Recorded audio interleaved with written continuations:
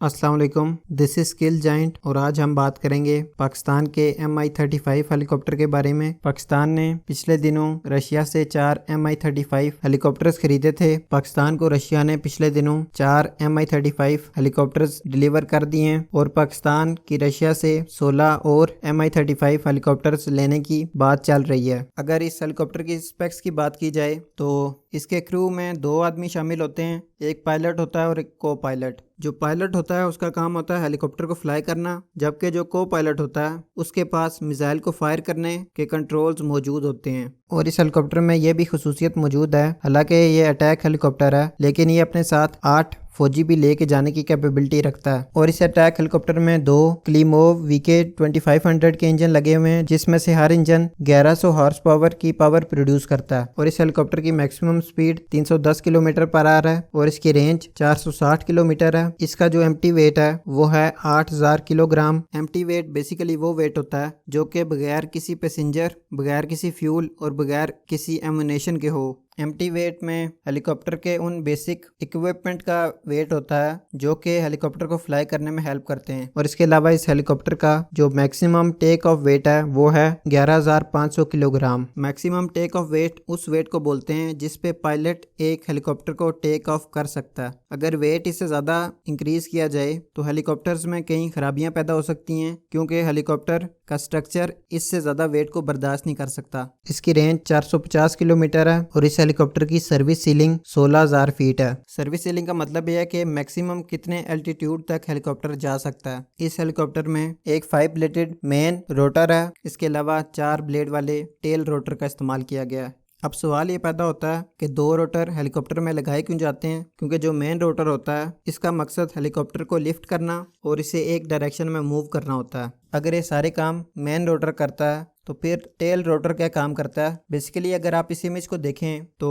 हमेशा हेलीकॉप्टर का जो मेन रोटर होता है वो एंटी क्लॉकवाइज रोटेट कर रहा होता है। एंटी क्लॉकवाइज या काउंटर क्लॉकवाइज का मतलब ये है कि घड़ी नॉर्मली जिस डायरेक्शन में रोटेट करती है उससे ऑपोजिट डायरेक्शन में रोटेट करना। अब इंजन जो फोर्स प्रोड्यूस करता है उसकी वजह से मेन रोटर के ब्लेड जो होते हैं वो रोटेट करना शुरू कर देते हैं। अब न्यूटन का थर्ड लॉ क्या कहता है कि हर एक्शन का एक इक्वल रिएक्शन होता है मगर ऑपोजिट डायरेक्शन में। तो इंजन से जो फोर्स प्रोड्यूस होती है जिससे मेन रोटर चलता है उसकी वजह से भी एक इक्वल मगर ऑपोजिट डायरेक्शन में फोर्स प्रोड्यूस होती है, जिसे हम टॉर्क रिएक्शन फोर्स बोलते हैं। टॉर्क बेसिकली एक फोर्स को बोलते हैं जो कि रोटेशन परफॉर्म करवाती है। और अगर टेल रोटर ना लगाया जाए तो इस टॉर्क रिएक्शन की वजह से हेलीकॉप्टर की बॉडी रोटर की डायरेक्शन से ऑपोजिट मूव करना शुरू कर देती है, जिससे हेलीकॉप्टर का बैलेंस खराब हो जाता है, जिस तरह कि आप ये दूसरी इमेज में देख भी रहे हैं। तो इस टॉर्क रिएक्शन को ख़त्म करने के लिए टेल रोटर को इंस्टॉल किया जाता है और टेल रोटर जो होता है वो मेन रोटर से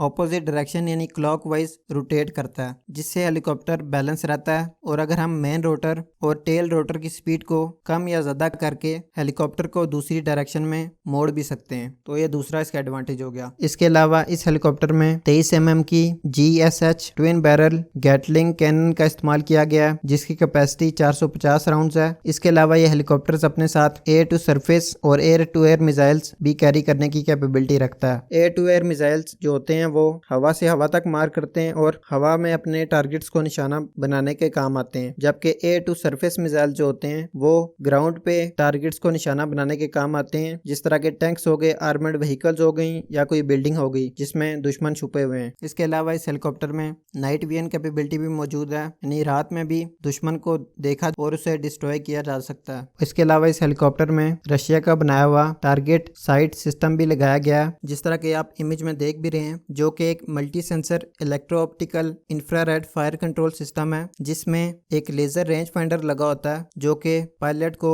टारगेट की रेंज दिखाता है, और एक लेजर भी लगा होता है जो कि टारगेट पे चमकाया जाता है और उसके बाद टारगेट पे लेजर गाइडेड रॉकेट्स को फायर करने में हेल्प करता है। इसके अलावा ये टारगेट साइट सिस्टम एक वक्त में मल्टीपल टारगेट्स को ट्रैक और इंगेज कर सकता है। इसके अलावा इस टारगेट साइट सिस्टम में मौजूद कैमरास पास पायलट को हेलीकॉप्टर के आसपास का व्यू दिखाते हैं। इसके अलावा इस हेलीकॉप्टर में रेडार वार्निंग रिसीवर्स भी लगाए गए हैं, जो कि दुश्मन का रेडार अगर हेलीकॉप्टर को डिटेक्ट करने की कोशिश करे तो एक वार्निंग पायलट को दे देते हैं। इसके अलावा इस हेलीकॉप्टर में मिसाइल वार्निंग रिसीवर्स भी लगाए गए हैं, जो कि अगर हेलीकॉप्टर पे कोई भी मिसाइल लॉक और फायर किया जाए तो उस मिसाइल की वार्निंग पायलट को दे देते हैं। उम्मीद है आपको मेरी वीडियो पसंद आई होगी। अगर आपने मेरी इस वीडियो से कुछ भी सीखा तो आपने मेरी वीडियो को लाइक कर देना है। अगर आपका कोई सवाल है इस वीडियो से रिलेटेड या कोई सजेशन है अपकमिंग वीडियोस के लिए तो आपने कमेंट में मेंशन कर देना है। मैं कोशिश करूंगा उस सवाल को जल्द से जल्द आंसर करूं और उस सजेशन पे कोई वीडियो बना लूं। और मजीद मेरी वीडियोस के लिए आपने मेरे चैनल को सब्सक्राइब कर लेना है ताकि आप मेरी कोई भी नई वीडियो मिस ना कर पाएं। और आपने क्या करना है कि